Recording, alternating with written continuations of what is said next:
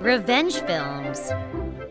My name is Sarah. I live with my husband Kevin and our son, but recently I was concerned about my husband's behavior. As for what kind of things were concerning me, one day I got a whiff of a woman's perfume when my husband came home. Until then, nothing like that had ever happened before, and there is no doubt that that became the reason I started to suspect my husband of having an affair.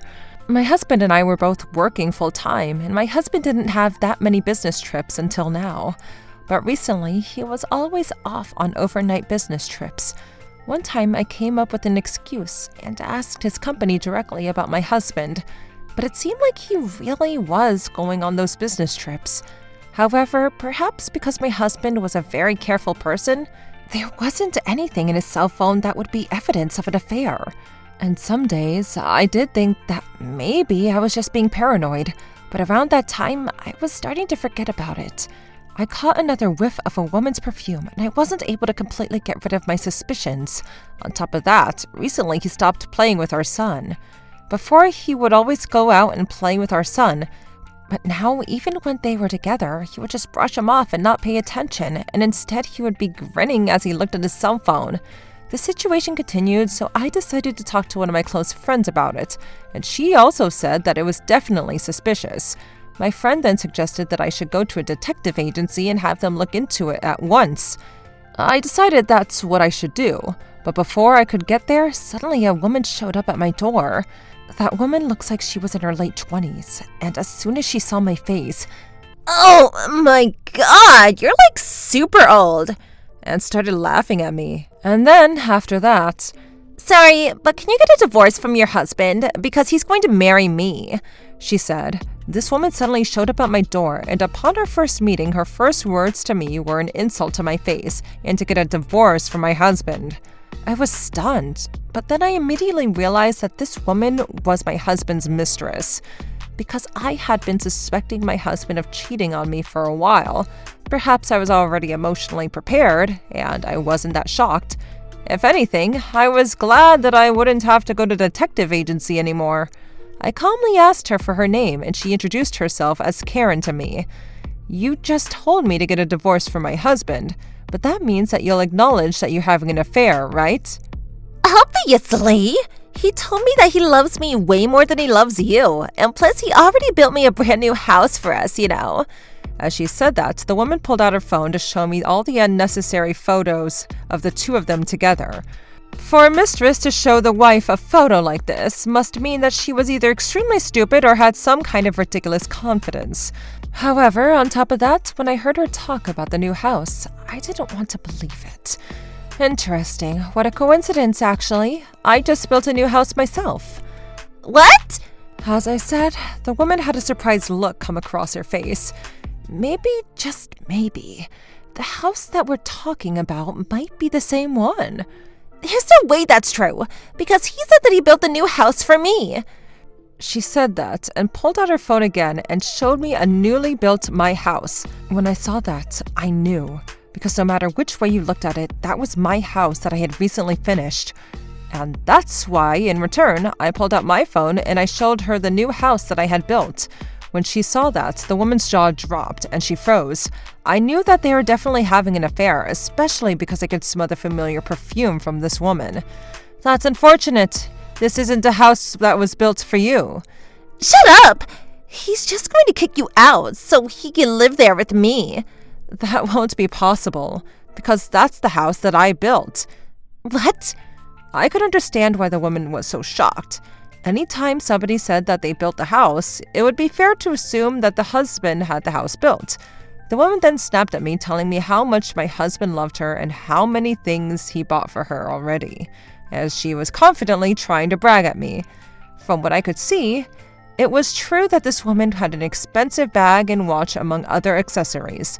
They weren't things that a woman in her late 20s would be able to easily get. And then she told me that my husband had bought them all for her.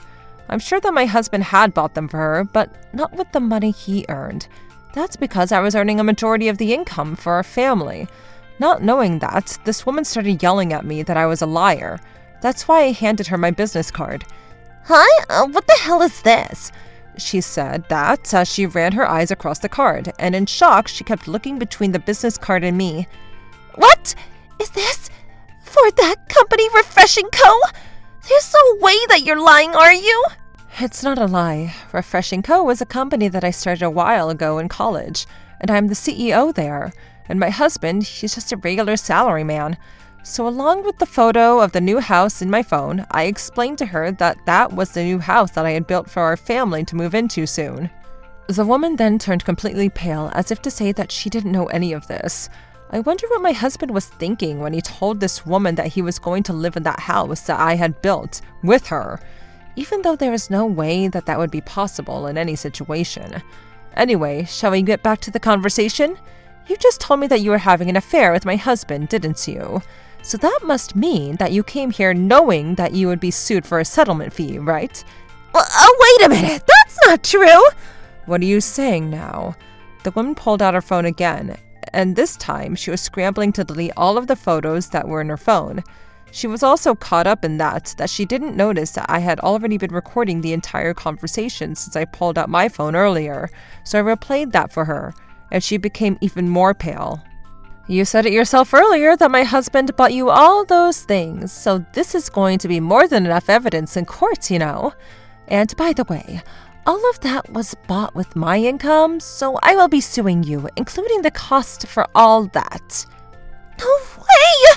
What's going to happen to me? Who knows? I'm going to talk to my lawyer about that, so I hope you get ready. Goodbye.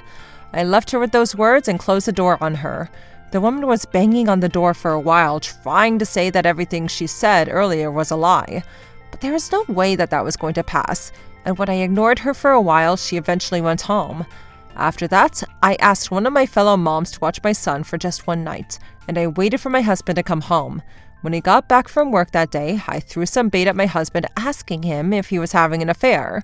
Perhaps he was confident because he hadn't left any evidence anywhere, so he said, "What are you saying? Stop coming up with such pathetic nonsense. Just hurry up and make dinner." That was his response, so I pulled out my phone and played the voice recording that his mistress said, who suddenly barged into my house earlier. Even though my husband had maintained his poker face until then, at that very moment I saw his face drop. No, it's not what it looks like. I was just messing around with that woman. I was obviously never going to give her that house, so come on, forgive me. He started bugging me. My husband must have known that if he and I split, that he would also be losing a comfortable lifestyle that he had right now. That's why he looks desperate. But there was no way that I was going to forgive him for betraying me and using my money as much as he wanted. And plus, I didn't have any intention of forgiving him in the first place, and I didn't have an ounce of love left for this husband, who was going to flip sides so quickly after being confronted by me. On that day, I gathered my belongings and I went to stay at a hotel. I left my husband behind alone in the house. I immediately hired a lawyer and I sued the both of them for settlement fees. After the investigation, apparently that woman met my husband through a mutual friend, and she thought that he was some kind of rich CEO because my husband was wearing nice clothes and had nice accessories. I'm sure she was quick to believe him, even though he was telling such big lies. Because she was working in a nearby company, I sent her office a notice of the affair, and she was quickly sent off to a rural location. Of course, it's not like I was going to bid her farewell by having her relegated, so I sued her for a settlement fee, inclusive of everything she had spent of my money. I had her get rid of all the things that my husband had bought her, but that still wasn't enough, so the rest of the settlement fee is going to be deducted out of her salary. So I'm sure her deposits were going to be extremely low. And then as for my husband, I went to my in-laws about the situation and I told them what happened.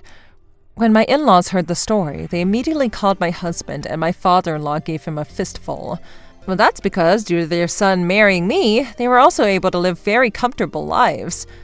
But because their son had an affair, they were going to lose that lifestyle, and not only that, but they were going to be left with a settlement fee to pay. My in-laws and my husband all came together and got down on their knees to beg me for forgiveness, but I didn't even move 1 mm and got divorced.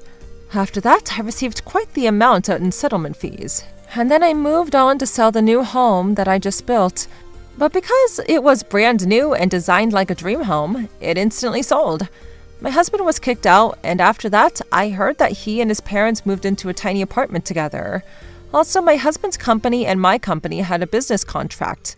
So when I informed them of our divorce, that rumor spread all across the office, and I heard from friends of mine that he had become a laughingstock for the company.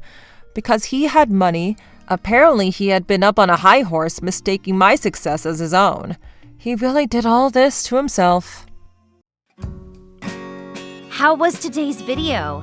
If you enjoyed it, please subscribe, like, and leave a comment. Stay tuned for more.